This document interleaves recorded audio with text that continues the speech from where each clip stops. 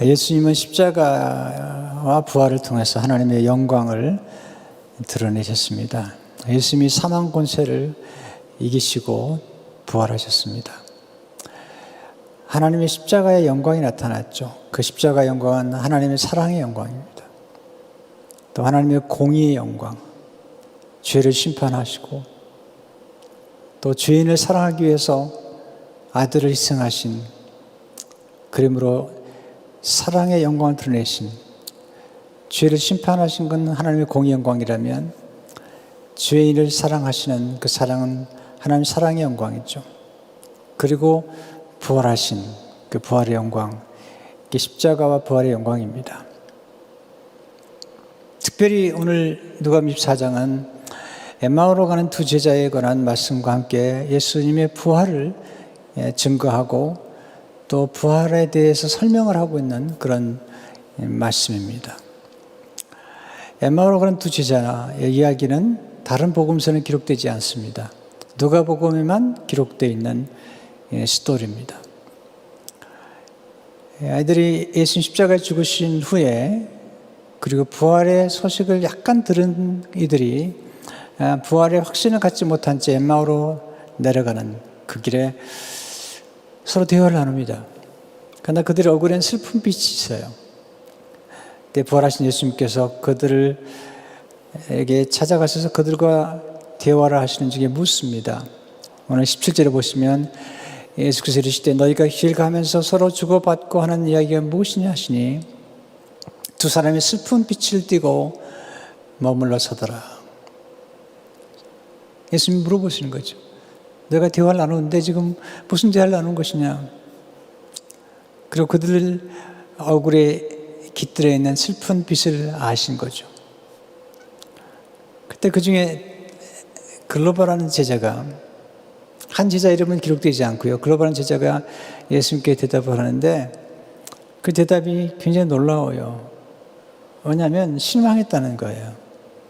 예수님께서 말과 일에 능하신 선지자이셨는데 그분은 힘으로 권한 없이 로마를 정복하고 또 구원할 줄 알았는데, 이스라엘을 성량할 분을 알았는데 그분이 십자가에 돌아가셨다는 거예요. 무력하게. 네. 근데 소식을 들어보니까 어떤 여인들이 그 부활의 현장에, 그 무덤에 갔다가 천사들의 소식을 들었는데 예수님이 다시 살아나셨다는 소식을 들었다는 얘기를 이제 예수님께 지금 전해주는 거죠. 예수님이 누구인지도 모르고 지금 얘기하는 거죠. 18절, 24절을 보게 되면 그 한 사람인 글로벌한 자가 대답하려되 당신이 예루살렘에 체류하면서도 여전 거기서 된 일을 혼자만 알지 못하느냐. 이르시되 무슨 일이냐. 이르되 나사렛 예수의 일이니. 그러나 하나님과 모든 백성 앞에서 말과 일에 능하신 선지자이거늘 우리 대제사장들과 관리들이 사형 판결에 넘겨주어 십자가에 못 박았느니라. 우린 이 사람이 이스라엘을 속량할 자라고 바랐노라. 근데 이뿐 아니라 이 일은 한 지가 사흘째요. 또한 우리 중에 어떤 여자들이 우리를 놀라게 했으니 이는 그들이 새벽에 무덤에 갔다가 그의 시체는 보지 못하고 와서 그가 살아나셨다 하는 천사들의 나타남을 보았다 함이라. 또 우리와 함께 한 자 중에 두 사람이 무덤에 가 과연 여자들이 말한 바와 같음을 보았으나 예수는 보지 못하니라 하거늘. 이들의 메시지는 뭐냐면 누군지 모르지만 예수님이 곁에 계신데 예수님인지 모르고 우리가 알고 있는 이 나사렛 예수라는 분은 말과 일에 능하신 전능자라는 거죠. 이스라엘을 속량할 수 있는 분이었는데 아니 십자가에 돌아가셨다는 거예요. 예수님께서 안타까워 말씀하시죠. 25절의 7절에 보니까 이르시되 미련하고 선지자들이 말한 모든 것을 마음에 더디 믿는 자들이여 그리스도가 메시아가 이런 권한을 받고, 이게 굉장히 중요한 메시지. 이런 권한을 받고, 이런 권한은 뭐냐면 십자가의 권한이에요. 자기의 영광에 들어가요. 이 영광은 부활의 영광이죠. 들어갈 것이 아니하시고 이의 모세와 모든 선지자의 길로 시작하여 모든 성경에 쓴 바 자기에 관한 것을 자세히 설명하시니라. 예수님께서 왜 이런 고난을 받으셔야 되는지 그리고 어떻게 부활의 영광에 들어가야 되는지를 자세히 말씀하고 계신 거죠. 오늘도 예수님께서 엠마오로 간 두 제자에게 말씀하신 것처럼 저도 오늘은 좀 자세하게 설명하고 싶어요. 보통 부활절이 되면 우리 부활절 음악 예배, 영광스러운 예배와 함께 우리는 굉장히 화려한 부활절을 지냈잖아요. 많은 사람들이 모이고 흥분하고 들떠 있고. 근데 과연 예수님이 부활하신 부활의 현장은 그랬을까요? 예수님은 외롭게 부활하셨어요. 예수님의 영광 중 하나는 외로움의 영광이에요. 그 자리에 연주자가 있었던 것도 아니에요. 합창단이 있었던 건 아니에요. 저는 하나님의 영광 중 하나가 외로움이라고 생각해요. 외로움. 네. 말구에 태어나실 때 외롭게 태어나셨어요. 부활하실 때도 외롭게 부활하셨어요. 네. 이게 하나님의 신비로운 영광이에요. 외로움의 영광. 고요함의 영광. 물론 항상 우리가 이렇게 예배를 드려야 된다는 건 아니에요. 우리 함께 모였을 때 또 부활절을 맞이하면 우리는 정말 놀라운 음악과 연주와 함께 그렇게 예배를 드릴 거예요. 그러나 어쩌면 이번 성금요일과 부활절 예배가 어쩌면 사실은 예수님 당시의 그 상황으로 우리 이끌어갈 수 있는 좋은 기회라는 생각이 들어요. 오늘 본문에서 우리가 배울 수 있는 십자가의 고난과 부활에 관한 스토리, 이 복음의 스토리를 자세히 알을 수 있다면 뭘 우리가 배울 수 있을까요? 첫째로 예수님은 십자가의 고난을 받으신 후에 부활의 영광에 들어가셨다는 거죠. 먼저 고난이 있고 영광이 있다는 것입니다. 26절을 보시면 그리스도가 이런 고난을 받고 자기의 영광에 들어가야 할 것이 아니냐 하시고 고난을 받고 자기 영광에 들어갈 것을 먼저 말씀하시는 것을 보게 됩니다. 제자들은 이 고난이 싫었어요. 제자들은 십자가를 이해를 할 수 없었어요. 아니, 죽은 자를 살리신 예수님께서 한 번도 걷지 못한 사람을 일으키시고 보지 못하는 시각장애인의 눈을 뜨게 하시고 그런 오병이어로 수천 명, 수만 명을 먹이신 그분의 능력이라면 십자가가 필요 없지 않았나 생각했을 거예요. 또 그 당시에 메시아관, 그 당시 메시아관은 이렇게 십자가에 죽고 고난받는 그런 메시아가 아니라 그 당시 사람들 속에는 굉장히 강력한 메시아가 나타나가지고 로마를 정복시키고 무력으로 이스라엘을 성량할 거라고 생각했던 거예요. 근데 성경에 메시아는 그런 메시아가 아니라는 거죠. 주님께서 자세하게 설명하고 계세요. 27절에 보니까 이에 모세와 모든 선지자의 글로 시작하여 모든 성경에 쓴 바 자기에 관한 것을 자세히 설명하시는 구약의 말씀이죠. 모세는 모세오경을 의미해요. 선지자는 선지서들 의미해요. 그 중에 하나가 이사야서겠죠. 모든 성경, 거긴 시편도 포함되고 이 구약 전체 속에 예수님 십자가의 죽으심과 부활이 담겨있던 거예요. 또 주님은 말씀하셨어요. 주님은 구약에 나타난 말씀 가운데 예수님 자신에 대한 모든 말씀을 아셨고 또 제자들에게 예수님이 십자가에 돌아가실 때가 된 3년째 됐던 때에 교회에 관한 말씀하신 다음에 비로소 십자가의 고난에 대해서 말씀하시죠. 마태복음 16장 16절을 보게 되면 이때로부터 예수 그리스도께서 자기가 예루살렘에 올라가 장로들과 대장들과 서기관들에게 많은 고난을 받고 죽임을 당하고 제3일에 살아날 것을 제자들에게 비로소 나타내시니 십자가의 죽으심과 부활에 대해서 말씀하셨어요. 사실 이사야 53장에 보게 되면 예수 십자가의 모습과 그 십자가에 죽으신 이유가 너무너무 자세히 나와 있어요. 우리가 지난 고난주간에 이사야 53장의 말씀 전체를 한번 우리 같이 봤잖아요. 3절, 6절을 보니까 그런 멸시를 받아 사람들에게 버림받았으며 십자가의 고난의 모습이에요. 이런 고난이에요. 간고를 많이 겪었으며 질고를 하는 자라. 이 질고는 병고예요. 고난뿐만 아니라 병으로 받는 고통이에요. 마치 사람들이 그에게서 얼굴을 가리운 것 같이 멸시를 당하였고 우리도 그를 귀히 여기지 아니하였도다. 그는 실로 우리의 질고를 지고 우리의 슬픔을 당하였거늘 우리는 생각하기를 그는 징벌을 받아 하나님께 맞으며 고난을 당한 다인들아 그가 찔림은 우리의 허물 때문이요 그가 상함은 우리의 죄악 때문이라. 그가 징계를 받으면 우리는 평안을 누리고 그가 채찍에 맞으면 우리는 나음을 받았다. 우리는 다 양 같아서 그를 행하여 각기 제 길로 갔거늘 여호와께서는 우리 모두의 죄악을 그에게 담당시키셨도다. 십자가의 죽으심과 부활으로 말미암아 우리가 누리게 될 모든 축복들에 대해서 이사야 선지자는 이야기하고 있는 것입니다. 고난이 있죠. 그러나 고난의 끝이 아니라 고난이 영광이라는 거죠. 여러분 고난이 없으면 영광도 없습니다. 고난은 영광으로 들어가는 문이에요. 고난은 영광의 문으로 들어가는 열쇠입니다. 열쇠. 하나님의 고난 속에 하나님의 영광을 담아두신 것입니다. 그럼 우리 질문해 보죠. 왜 십자가에서 이런 고난을 받아야 됐을까요? 성경은 우리의 죄 때문이라는 거예요. 만약에 우리가 이런 죄를 짓지 않았으면 우리 주님이 이렇게 고난을 받을 필요가 없었던 거죠. 예수님 모든 문제의 뿌리를 죄로 봤어요.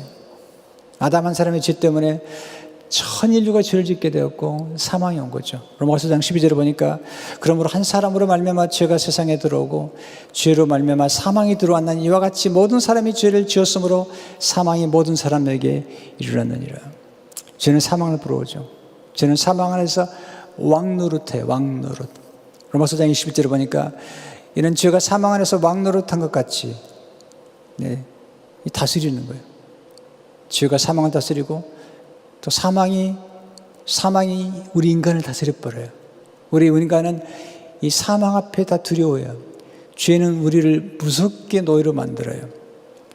죄가 우리에게 미끼를 주죠. 쾌락이라는 미끼를, 탐욕이라는 미끼를 주죠. 성공이나 성취라는 미끼를 주죠. 또 굉장히 빠른 길, 지름길이라는 미끼를 주죠. 뭐 덜컥 먹으면 그때부터 이 죄는 우리를 노예로 만들어요. 협박하고 위협하고 두렵게 해요. 사망도 마찬가지죠. 로마서 17절에 보니까 한 사람의 범죄로 말미암아 사망이 그 한 사람을 통하여 왕노릇하신즉. 지금 보세요. 이 코로나 바이러스가, 이 작은 코로나 바이러스가 전 세계 사람을 꼼짝 못하게 만드는 거예요. 지금 두렵게 만들어가지고 왕노릇하고 있는 거예요. 왜? 이 작은 코로나 바이러스가 이 죽음이라는 걸 가지고 우리 위협하는 거잖아요.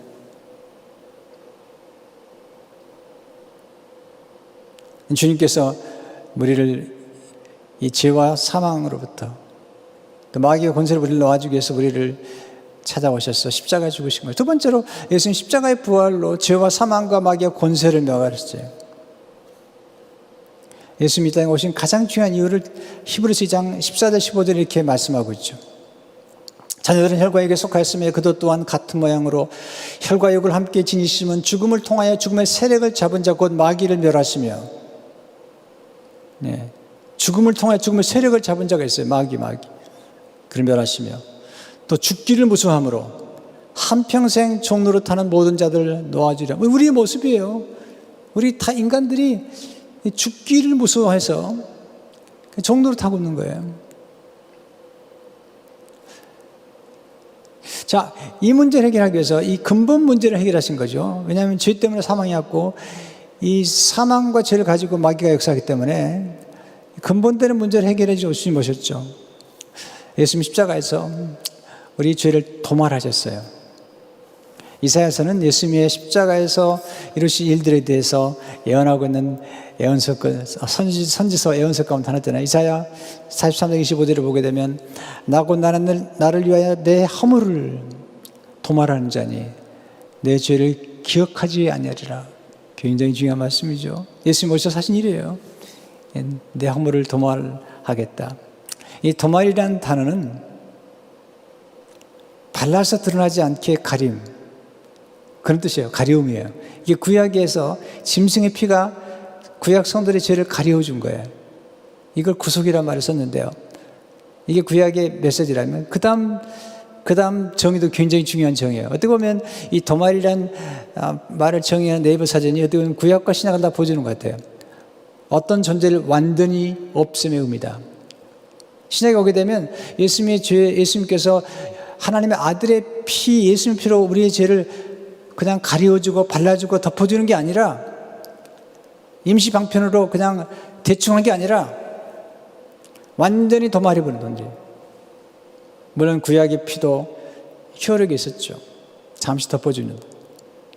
그러나 그 잠시 덮어주는 이 피의 효력은 예수님께 와서 결론을 맺는 거죠. 예수님이 오셔서 이 죄를 죽여버렸어요. 죄를 완전히 없애버렸어요. 우리의 죄를 용서하는 데서 끝난 게 아니라 우리의 죄의 문서를, 우리의 과거와 현재와 미래에 지을 모든 죄까지도 완전히 도말하셨다는 거예요. 이것은 영적인 진리예요. 이건 진실이에요. 하나님의 진실이에요. 골로새 2장 13, 14를 보게 되면 또 범죄와 육체에 모할려 죽었던 너희를 하나님이 그와 함께 살리시고 우리의 모든 죄를 사하시고, 자, 죽었던 우리를 하나님이 그와 함께 살리시고 우리의 모든 죄를 사하시고 용서하셨어요. 그래서 끝난 게 아닙니다. 우리를 거스르고 불리하게만 하는 법정으로 쓴 증서를 지우시고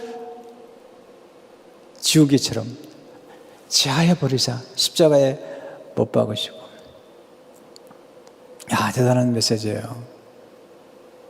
제가 자주 쓰는 이 표현 가운데 인류가 만든 가장 미리한 발명품은 지우개라는 게 지우개. 네. 또 컴퓨터에 있는 가장 중요한 기능 중 하나는 delete, 삭제라는 거죠. 그런데 컴퓨터에 있는 건 삭제해도 아직도 서버에 남아있어요. 구글이나 이런 데. 그러나 하나님이 우리 죄를 도말하시면 완전히 영원히 삭제되는 거예요. 예수님이 죽음을 죽여버리신 거예요. 예수님이 십자가에서 죽음을 죽이셨어요. 예수님 십자가에서 사망 선고를 내리신 거예요. 사탄의 머리를 치시고 영적인 승리를 가져온 것입니다. 예수님은 왕 중의 왕이시죠. 예수님이 원수가 하나 있었어요. 그 원수는 우리 때문에 생기는 원수예요. 그 원수가 무엇이냐? 바로 이렇게 말해요. 고린도서 15장 25절 10절에 보면 그가 모든 원수를 그 발 아래에 둘 때까지 반드시 왕 노릇하시리니 맨 나중에 멸망받을 원수는 사망이니라. 예수님께서 사망을 원수로 삼아서 그를 무찔러 버린 거죠. 사도 바울이 부활장에서 고린도서 15장 부활장에서 이 사망에 대해서 얘기할 때 사망을 아주 의인화해 버려요. 사망에게 말을 걸어요. 그리고 사망에게 얘기를 해요. 고린도서 15장 55절에 보면 사망아, 너의 승리가 어디 있느냐?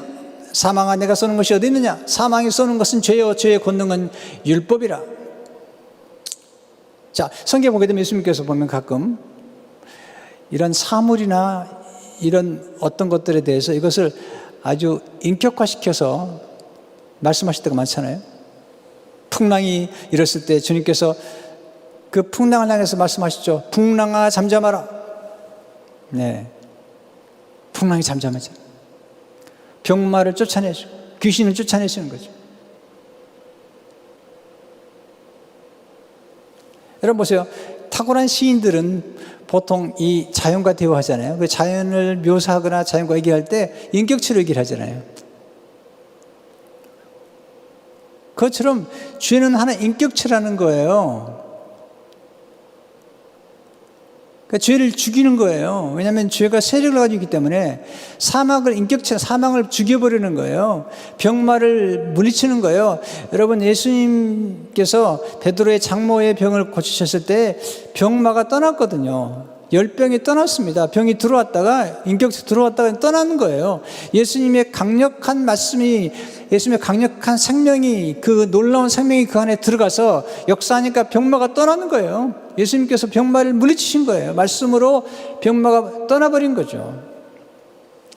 이게 사망이죠. 그래서 끝난 게 아닙니다. 이제 죄와 사망의 권세 아래 있던 우리들이 죄와 사망이 우리를 왕노릇했는데 이 왕노릇 못하게 하는 거예요.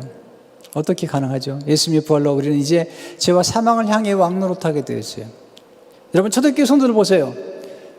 죽음 앞에서 그들은 절대로 추한 모습을 보이거나 비급하지 않았습니다. 카타콤이라고 하는 그들의 무덤으로 갈 때도 그들은 찬송했습니다. 그들은 부활을 믿었기 때문에. 손양한 목사님 앞에, 주기철 목사님 앞에 죽음이 와서 그분들을 다스리지 못했습니다. 왜 그랬을까요? 부활하신 주님이 함께 하셨기 때문에 이미 그리스도의 능력과 함께 죄와 사망을 왕노릇하고 있는 거예요.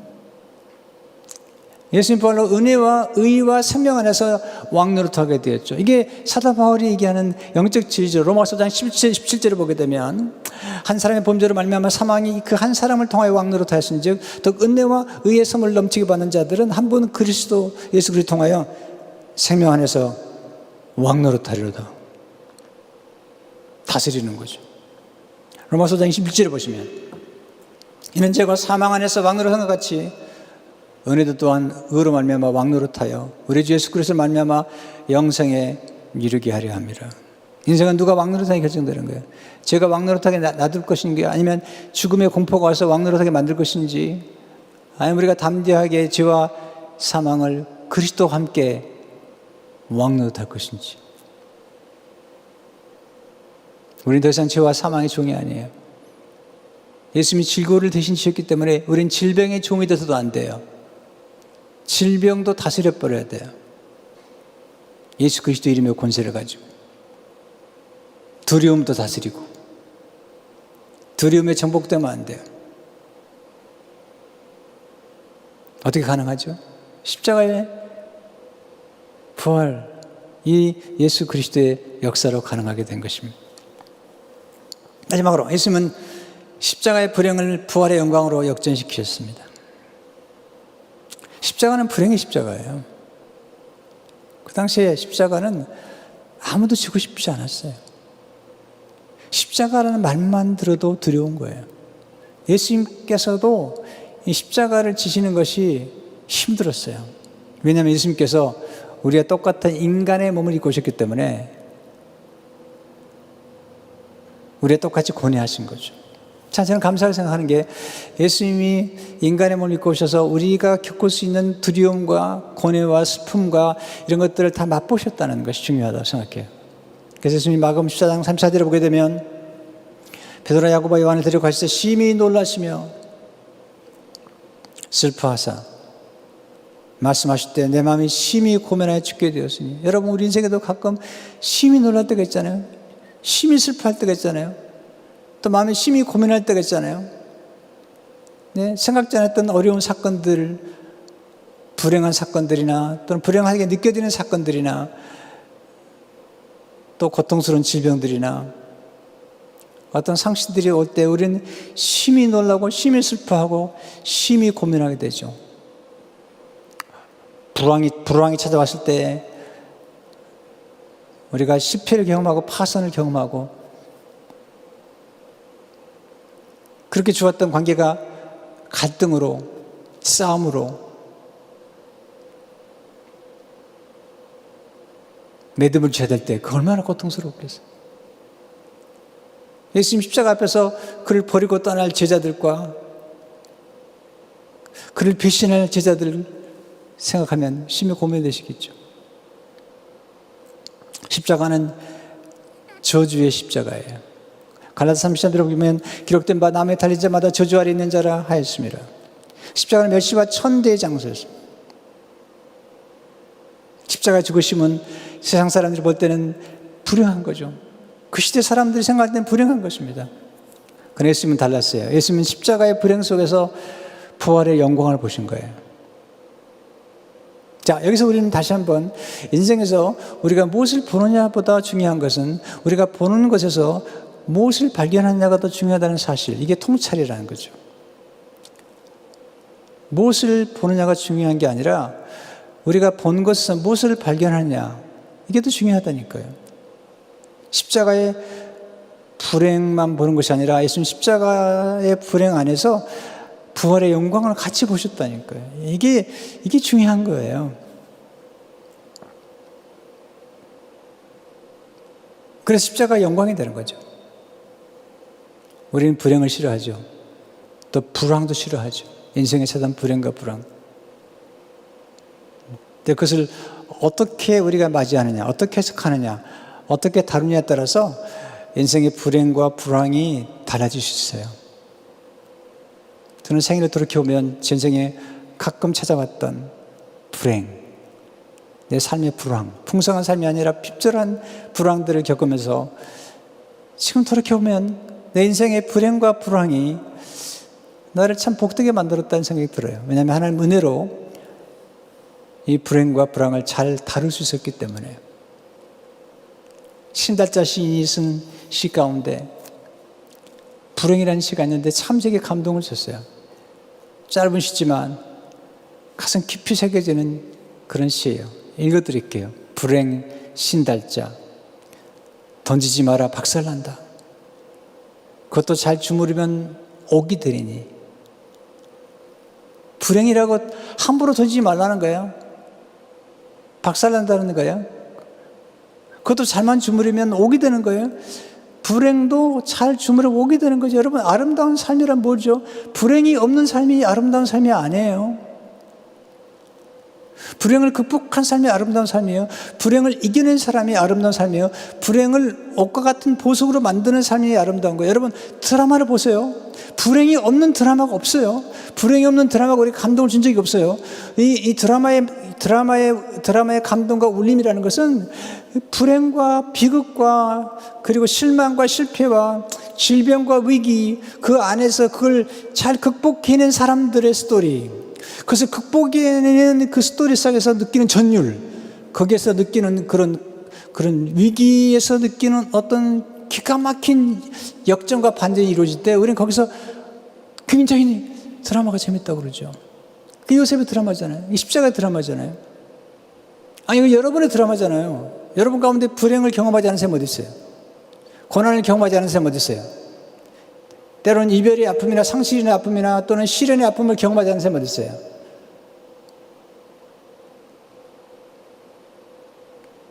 때로 질병의 고통 가운데 경험하지 않은 사람이 없어요. 그러니까 여러분의 삶 자체가 스토리인 거예요, 스토리. 거기에 깊은 맛이 있는 거죠. 여러분, 우리가 어떤 시를 읽을 때나 어떤 음악을 들을 때나 어떤 문학 작품을 접할 때나 어떤 그림을 접할 때나 어떤 소설을 읽을 때나 어떤 설교를 들을 때도 여러분, 깊은 맛이 있다, 참 영감이 있다, 울림이 있다, 이런 건요, 고난이 없는 사람들이 그렇게 만드는 작품이 아닌 거예요. 이 신달자 시인이 이 불행이라는 시를 썼을 때 그는 분명히 인생의 불행을 경험한 시인이에요. 그리고 불행을 극복해본 시인인 거예요. 불행을 옥으로 만든 경험이 있는 시인이기 때문에 그런 언어가 나오는 거예요.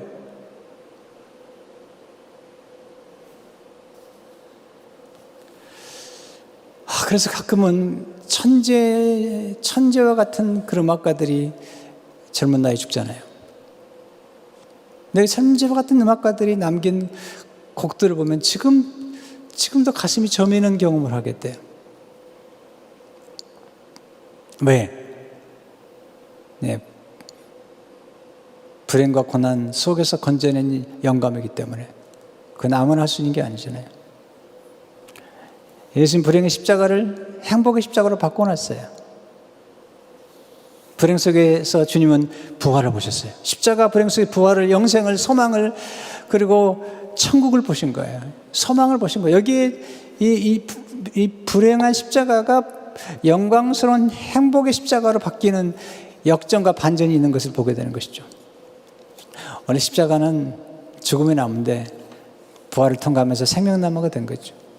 어디 십자가는 질고를 지는 나무인데 십자가를 통과하면서 치유가 나타난 거죠. 십자가는 독을 바라는 나무예요. 원망하고. 이게 통과하면서 십자가가 향을 바라는 거예요. 그리고 거기서 감사와 찬양과 경배가 있는 것이죠. 십자가는 상처가 있어서 상처받는 것이에요.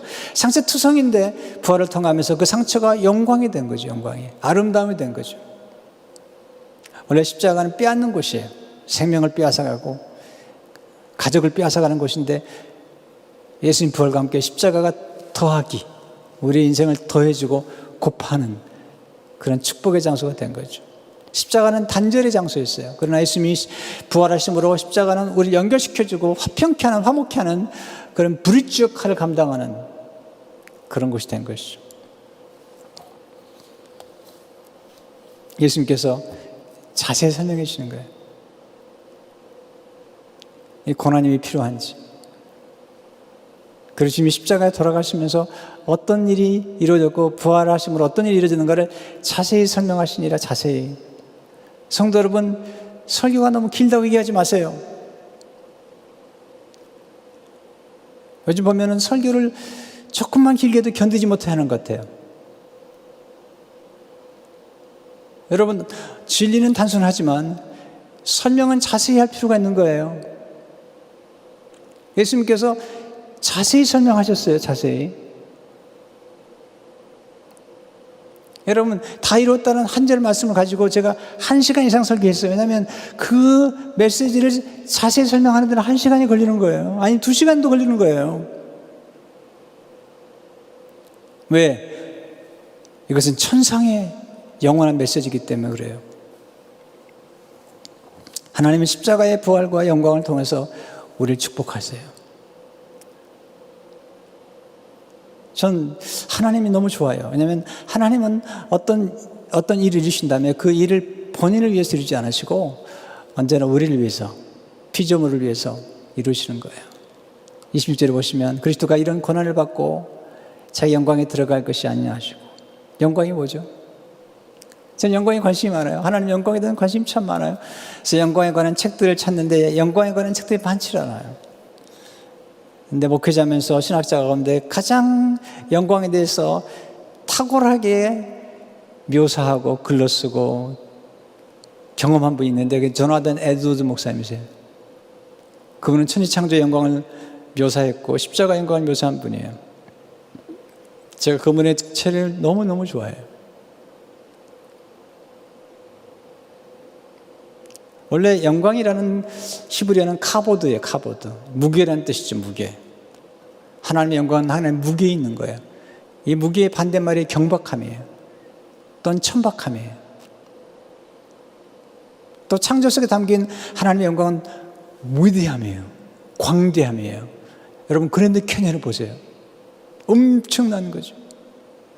네. 하나님의 솜씨를 보세요. 또 창조의 영광 가운데는 섬세함이죠. 섬세함. 그리고 탁월함. 내 꽃 하나도 보세요. 난꽃 하나도 자세히 들여다보세요. 얼마나 놀라운지 몰라요. 그 색상과 그리고 섬세함이 얼마나 놀라운지 하나님의 영광이 또 들어가 있는 거죠.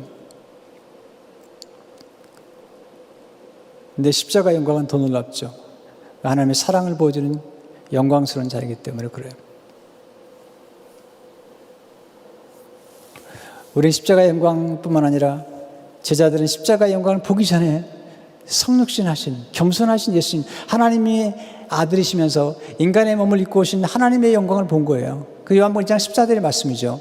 말씀 육신의 우리 가운데 거하신 우리가 그의 영광을 보니 아버지 동서의 영광이 은혜와 진리가 충만하더라. 이 십자가를 지식 전에 성육신하신 이 겸손하신 영광, 그리고 그 영광이 십자가에 나타났고 부활에 나타나는 것입니다.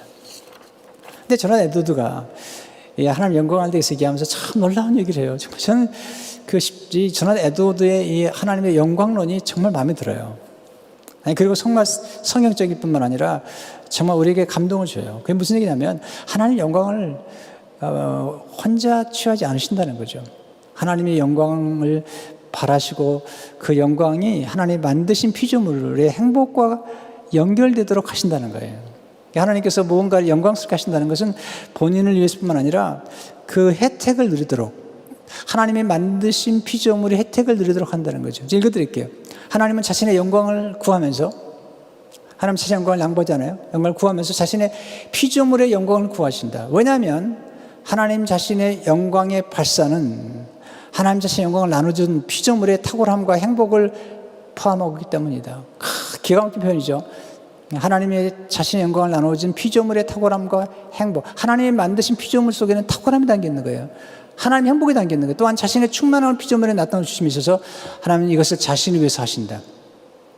왜냐하면 하나님이 구원하시는 피조물의 유익은 하나님 자신과 아주 많이 연합되어 있고 하나님 자신과 교제하는 것이기 때문이다. 자, 하나님의 영광을 들으실 때 그것은 우리의 피조물의 유익을 위해서, 피조물이 풍성한 삶을 누리도록 하기 위해서, 뿐만 아니라 하나님께서 우리 피조물 속에 하나님의 탁월함을 담아주셨다는 거예요. 자, 우리가 하나님의 탁월한 솜씨 때문에 십자가에서 하나님의 공의와 하나님의 사랑을 이루신 그 탁월한 솜씨 속에서 뿐만 아니라 예수 그리스도께서 부활하실 때 성령께서 죽은 자 가운데서 일으키신 그 놀라운 능력으로 말미암아 드러내신 그 영광을 우리가 누리는 유익이 얼마나 많아요. 우리 죄가 사해졌어요. 우리 하나님의 자녀가 됐어요. 우리 의롭게 되었어요. 영생을 얻게 된 거죠. 이것은 하나님께서 십자가에서 이루신, 부활을 통해서 이루신 하나님의 탁월한 영광뿐만 아니라 우리가 누리게 될 유익이라는 거죠.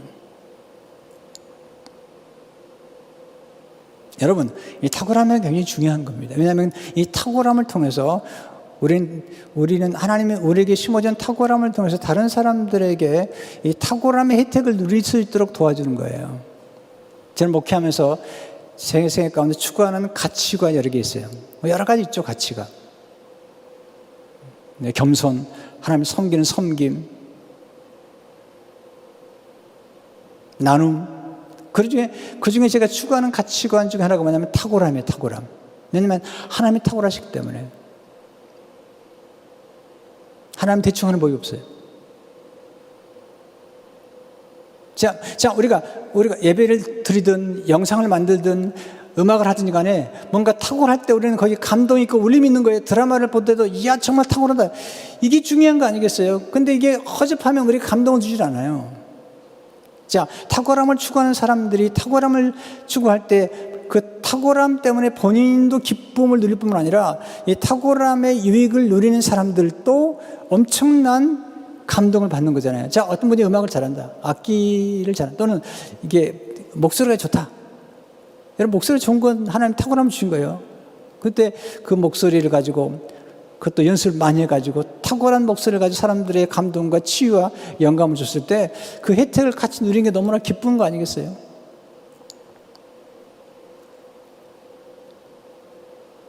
누가 그러더라고요. 기생충보다 더 나쁜 게 대충이래요. 다 대충 하는 거예요, 대충. 네. 손도 대충 씻고. 네. 지금 이 코로나 바이러스를 우리가 정말 이걸 경감하기 위해서는 대충 해서는 안 되는 거예요. 사회적 거리도 둬야 되는 거예요. 마스크도 써야 되는 거예요. 페이스 커버도 해야 되는 거예요. 손도 20주 이상 씻으라는 거죠. 왜 그렇죠? 그렇게 함으로써 생명을 지키는 거예요. 저는 대충 하는 거 되게 싫어합니다. 네, 하나님은 대충 하는 분이 아니시기 때문에.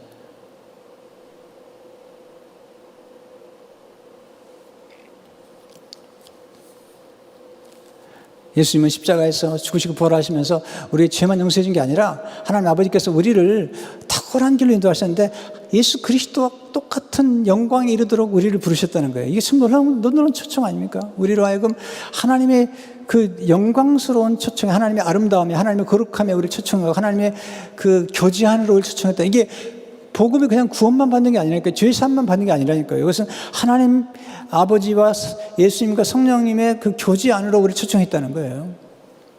그리고 예수님을 닮을 수 있는 영화로운 자리까지 가게 한 거죠. 고린도서 18절을 보게 되면 우리가 다 수건을 벗은 얼굴로 거울을 보는 것 같이 주의 영광을 보며 그와 같은 형상으로 변화하여 영광에서 영광이 이르니 곧 주의 영으로 말미암음이라. 예수님 시작하시기 전에 제자들에서 중보기도 하시죠. 요한복음 17장에 보면 이게 중보기도를 하시는데 거기에 보면 정말 감동을 주는 말씀을 하세요. 저는 이 말씀을 이것도 전율이 돼요. 요한복음 17장 22절을 보게 되면 내게 주신 영광을 하나님 아버지께서 아들 되신 예수님의 영광을 내가 그들에게 주었사오니, 그들이 누구죠? 제자들에게 주신 거예요. 우리가 하나가 된 것 같이 그들도 하나가 되게 하려 하십니다. 와, 이 놀랍잖아요. 하나님 아버지가 아들이신 영광을, 그 영광을 제자들과 우리에게 주셨다니까요. 우리가 그 영광을 알고 누리고 또한 우리가 그 영광을 하나님께 돌리기 원하는 거예요. 자, 하나님께서 우리에게 탁월함을 은사를 주셨어요. 그 뭐냐면 그 탁월함을 통해서 우리가 음악을 하든 글을 쓰든 아니면 사업을 하든 뭘 하든지 간에 그 탁월함에 이르렀을 때 우리는 두 가지를 해야 돼요. 하나는 하면 그 탁월함을 주신 하나님께 영광을 돌려야 돼요. 또 하나, 탁월함을 주신 하나님께 영광을 돌 뿐 아니라 그 탁월함을 누릴 수 있는 수많은 사람들에게 우리의 탁월함을 내어줘야 돼요. 재능을 기부해야 돼요.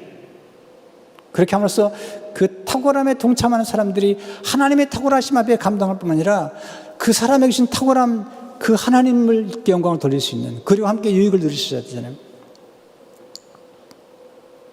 저는 이 부활의 영광이 너무 놀라워요. 그리고 섬세하신 하나님의 사랑이 놀라고 생각이 돼요.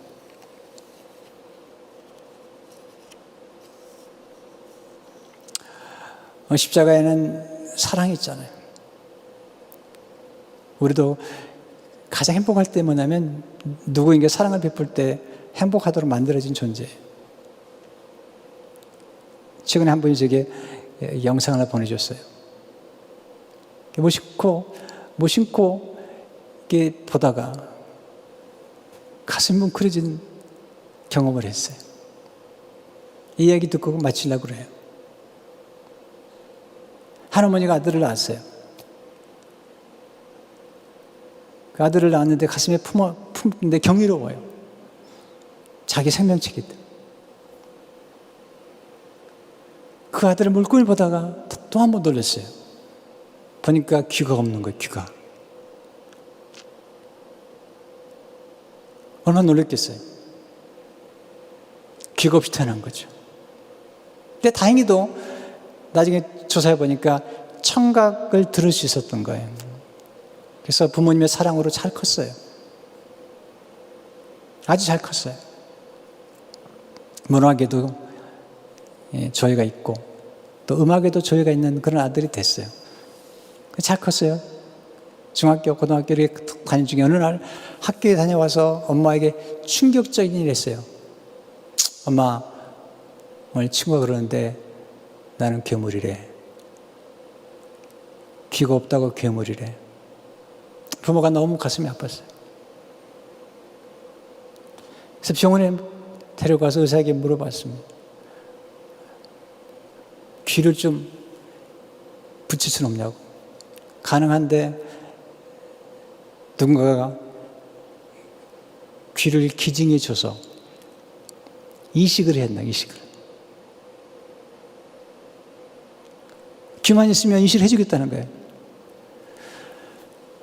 근데 이식할 수 있는 사람을 찾는데 1년 지나도 찾을 수가 없는 거죠. 어느 날 아버지가 아들에게 얘기하는 거죠. 연락이 왔는데 내 귀를 이식할 수 있는 사람 도와줄 수 있는 사람 찾았다고. 너무 좋아하는 거죠.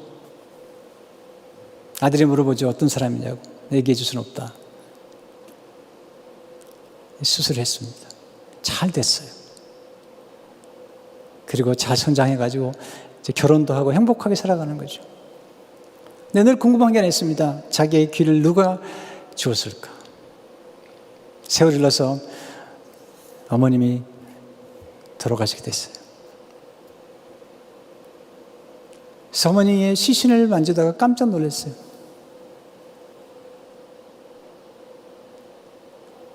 어머니의 귀가 없는 거예요.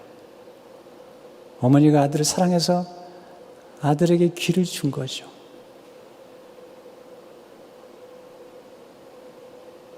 섭섭해하거나 억울한 적이 없어요, 어머니가.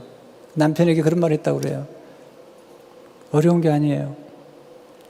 나는 머리만 기르면 되잖아요. 그래서 머리를 기르고 산 거예요.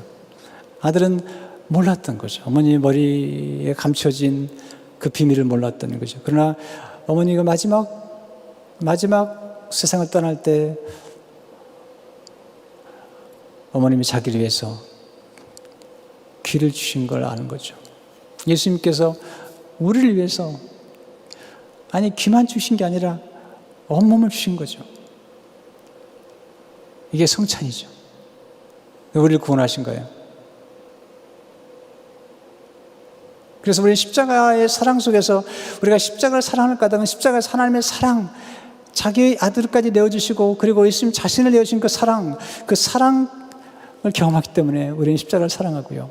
우리가 부활의 영광 앞에서 즐거워하는 까닭은 부활의 영광 속에서 하나님의 능력을 보았기 때문에 죽은 자를 살리신, 그리고 죄인을 의롭게 만드시고 저주 십자가를 축복의 십자가로 만드신 그 하나님의 능력을, 사망을 사망시키시고 우리에게 영생을 주신 그 능력을 알기 때문에 우리는 부활을 축하하는 거죠. 성도 여러분, 이게 부활의 영광입니다. 그리고 영광 속에서 우리는 이제 탁월한 삶을 살도록, 쉽게 말하면 부활을 살도록, 예수님처럼 탁월한 삶을 살도록 부름받았어요. 그리고 탁월한 삶을 살 수 있도록 우리 안에 성령을 불어넣어 주셨어요. 지혜와 총명의 영이요, 머락과 재능의 영이시요, 탁월함의 영이신 성령을 보내주셨어요. 탁월한 사랑, 탁월한 섬김, 탁월한 솜씨로 사람들을 섬길 수 있도록 불러주신 거죠. 이 부활의 영광스러움을 기억하시면서 여러분, 예수 그리스도의 십자가를 사랑할 뿐만 아니라 부활을 기념하고, 그리고 이제는 부활을 살아가는 우리 모두가 되도록 주 이름으로 축원합니다. 기도하겠습니다. 은혜로우신 하나님, 오늘 주신 이 말씀을 가슴에 새기며, 그리고 하나님께 감사하며 십자가를 사랑하고 부활을 늘 celebrate, 축하할 수 있도록 도와주시고, 이제 이 부활의 능력 안에서 사람들을 사랑하고 하나님께 영광을 돌릴 수 있도록 축복해 주옵소서. 지금 우리 가운데 하나님 병마로 고생하는 분 있습니까? 예수 이름으로 그 병마가 떠나가게 하시고, 그리고 코로나 바이러스가 멈추게 하시고, 주님의 그 능력 한마디면 되시지 않습니까? 도와주셔서 이게 너무 길지 않도록, 너무 길어지지 않도록 하나님께서 고난을 감화해 주시고 멈춰주시기를 원합니다. 도와주시기 원합니다. 그리고 목숨을 내어놓고 섬기시는 우리 의료진들에게 하나님 위로하시고 도우시는 손길을 경험하도록 예수님의 보혈로 덮으시고 축복해 주옵소서. 예수 이름으로 기도하옵나이다. 아멘.